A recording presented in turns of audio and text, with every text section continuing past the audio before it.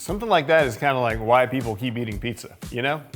If pizza wasn't that good, it wouldn't be the most popular food in the world. Hey bakers, it's Martin. I'm here in the studio today and I'm making our crispy, cheesy pan pizza. This is a perennial favorite. We haven't done it recently. Let's make it. Recipe link is right below in the description.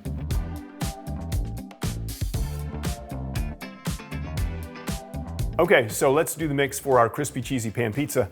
I've got my 2-quart container. I'm gonna put it directly onto the scale. I'll make sure that I'm tared, zero it out, and then I'm gonna add 2 cups or 240 grams of all-purpose flour.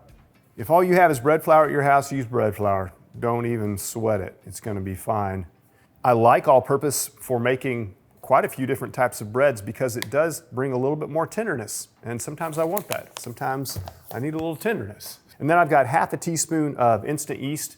Sometimes with those very small amounts, I switch to teaspoons because volumetric at those low numbers where the scale sort of struggles with accuracy, volumetric can be a little bit better. But by and large, larger numbers, scale, perfect tool. 3/4 teaspoon of salt, 170 grams of lukewarm water, and about a tablespoon of olive oil. And that's it. And then we'll give it a mix with our wooden spoon. The ratios of this dough, if we sort of look at it in terms of like, what might this dough resemble that we've baked before, and what I'll tell you is that it's very similar to a focaccia dough. A little bit of oil, flour, salt, yeast, pretty straightforward. And it's a soft dough, pretty sticky, and it's not even that smooth yet. If I look in there, it's not that smooth yet, but we're gonna come back and we're gonna fold this 4 times in the course of 20 minutes. 20 minutes, 4 folds. We're just gonna go in and give it a little bit of strength. We'll be back in 5 minutes for our first fold. All right, so ding ding, 5 minutes. And you know, don't be too uptight about the 5 minutes. If it's 10 minutes, if it's 15 minutes, remember, you're in charge of the dough. If it goes a little bit longer, it's not gonna hurt anything, okay? So don't be too sort of stressed out by that rigidity. With a wet hand, I'm gonna go into the container and I'm just gonna give it a bowl fold, working my way around, stretching and pressing from the outside to the center. So this is really a matter of just sort of tensioning the dough. And at this point, I'm also just checking to see, have I done a good and thorough job at the initial mix of making sure that the ingredients are well distributed? In this case, I feel like I did sort of a mediocre job. I can feel a little bit of sort of areas where it's not quite homogeneous, and so maybe I spend an extra second just sort of folding and pressing. It's still a bowl fold, but I'm almost like kneading in the container just a little bit, just to sort of smooth it out and make sure that my ingredients are well distributed. Put a lid on it, come back in 5 minutes. You can set a timer with your heart if you want and not worry about it. Come back when you have a second. That's okay too. Fold number 2. So the dough already looks like it's really smoothing out. It looks beautiful. I bet that I could even pull a window pane. And that is the value of time in bread making. Good basic flour, right?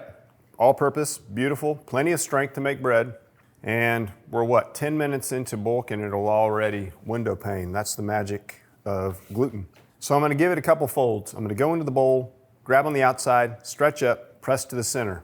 I know the recipe only says 4, but if you feel like, as I did with the first fold, that it can use a little bit more, or you feel like it's not quite as smooth as we want it to be yet, this is your dough. You make those choices, it's okay. It's not gonna hurt it. Come back in 5 minutes, we'll do our 3rd fold. Okay, fold number 3.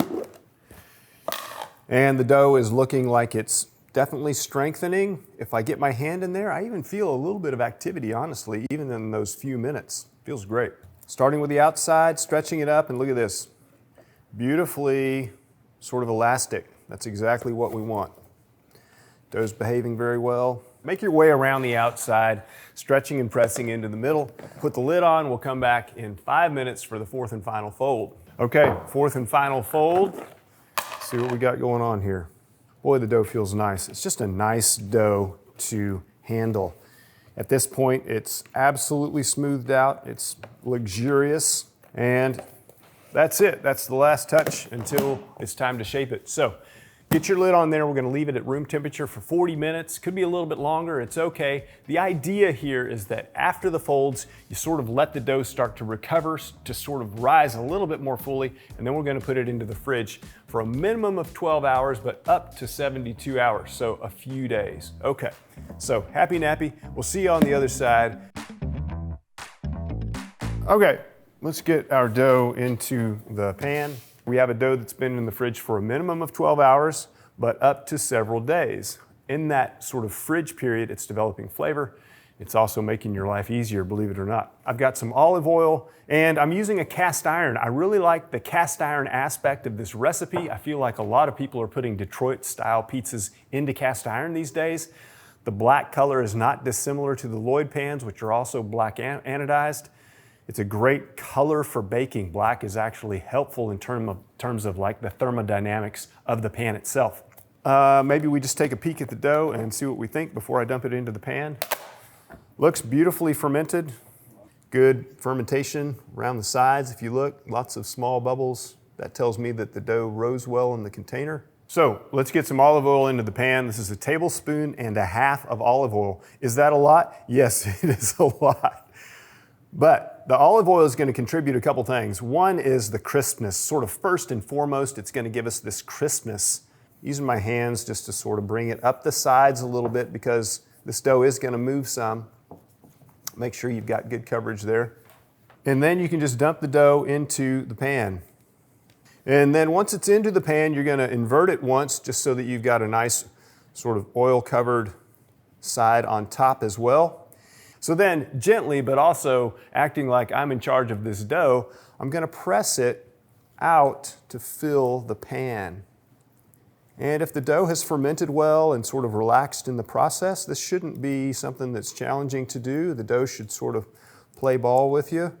And if it's still being a little bit of a problem child, you can give it another 15 minutes. But I really don't think that if you've done the other aspects of the recipe well, if it's fermented well and so forth, I don't think you're going to have an issue there. We're going to cover it. We're going to leave it to rise at room temperature for about 3 hours. And that seems like a long time, right? In terms of like a bread dough and its final rise. But what we're looking for here is a nice full rise, which will give us this sort of open interior that we're looking for, which will contribute to crispness and tenderness and all of those delicious aspects. Towards the end of proof, make sure that you're preheating your oven to 450 degrees and that your ingredients and toppings are ready to go, and we'll be making pizza in no time. Okay, pizza time.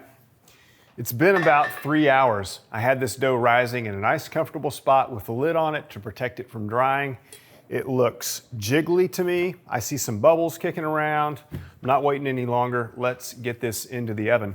So I'm going to start with my cheese here. I've got some low moisture mozzarella. It's 6 ounces, about 170 grams, and it's just grated.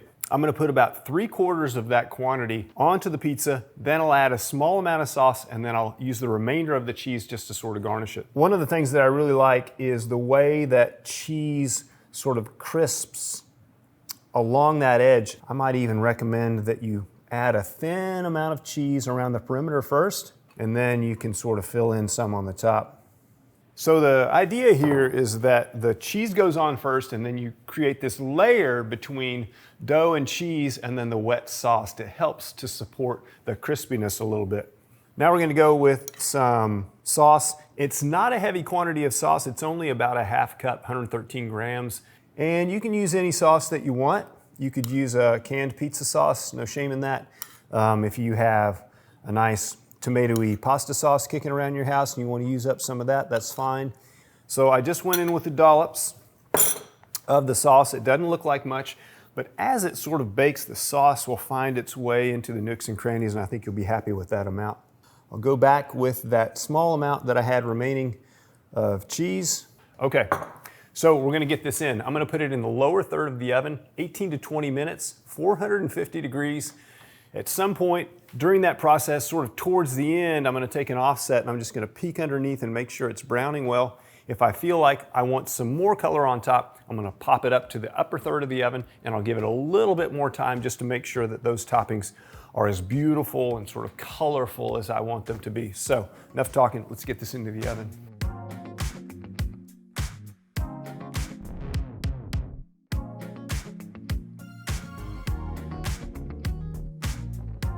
It looks great. I gave it a second to cool. I ran an offset spatula around that edge just to make sure that it's gonna come out in one fell swoop. If you feel like you're going to try and get this out of the pan and it's not releasing easily, it probably needs a couple more minutes in the oven. Don't be afraid to sort of use your heavier hand in terms of the quantity of bake. We want this to be cheesy, yes, but also crispy. And the way that you get it crispy is by using that oven as much as possible. So don't be shy about the bake on this, okay? I'm gonna go ahead and get it out of the pan. And it should come out in one fell swoop, no problem. Beautiful, beautiful characteristics. I mean, the recipe is called Crispy Cheesy Pan Pizza. And yeah, it's crispy. If you had any doubts, you can now be free of those doubts because it's definitely crispy. Let's look at the underside and see how we did there. It's crispy, golden brown, beautiful. Really, really nice. Let's garnish with a little bit of parm. Just a little bit. I mean, is it for flavor? Yes. But it's also just that it's beautiful. And a little bit of chili flakes. You know, don't skip garnishing. It's the mint on the pillowcase of baking. It's that thing, it's that extra little piece that says, hey, I care about you, I care what I'm doing. This is how I can make it as beautiful as possible just for you. I'm gonna take it off the cooling rack, get it onto a cutting board. Let me find a knife and we'll cut a piece. Crispy Cheesy Pan Pizza, this was our 2020 recipe of the year, and I'll tell you what, it hasn't aged a day. It is still gorgeous, crispy, cheesy, compelling to eat, a beautiful pillowy dough with a feathery texture. I recommend you make it. I appreciate you joining us. We'll see you in the next video. This is Martin, Tucker, and Ryan, and everybody else in the studio today saying happy baking.